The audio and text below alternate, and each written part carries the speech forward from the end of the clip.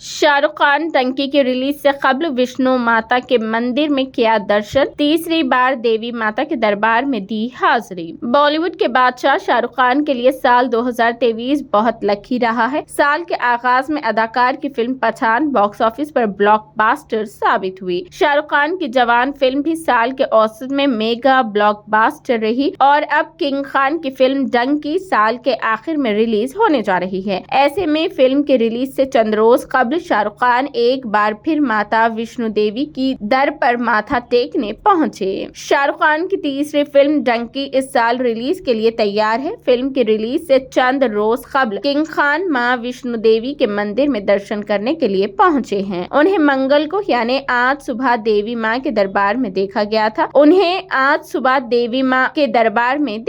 था। Social media पर सामने आने वाली वीडियो में शाहरुख खान सियाह चश्मे और उसी रंग के हुड वाली जैकेट से अपनी शनाख्त छुपाते हुए नजर आए। इस दौरान अदाकार अपने सिक्योरिटी गार्ड से घेरे और अपने मैनेजर के साथ मौजूद थे। खबर रसा एजेंसी पीटीआई ने अपने ऑफिशियल एक्स हैंडल पर वीडियो शेयर करते हुए लिखा, बॉलीवुड अदाकार शाहरुख खान ने आज पहले माता विष्णु देवी मंदिर का दर्शन किया। डंकी 21 दिसंबर को सिनेमा घरों में रिलीज होने जा रही है। इस फिल्म को राजकुमार हिरानी ने डायरेक्ट किया है। हाल ही में मेकर्स ने फिल्म के पोस्टर्स और टीजर जारी करके फैंस का जोश बढ़ाया है। फिल्म की स्टार कास्ट की बात करें तो शाहरुख खान के अलावा तापसी पन्नू, विकी कौशल समेत कई अदाकारों ने डंकी में अहम किरदार अदा किए हैं। ये फिल्म बॉक्स ऑफिस पर प्रभास के सालार से टकराएगी। इस वक्त किंग खान के फैंस पर उम्मीद है कि डंकी थिएटर्स में कमाई के रिकॉर्ड भी तोड़ेगी।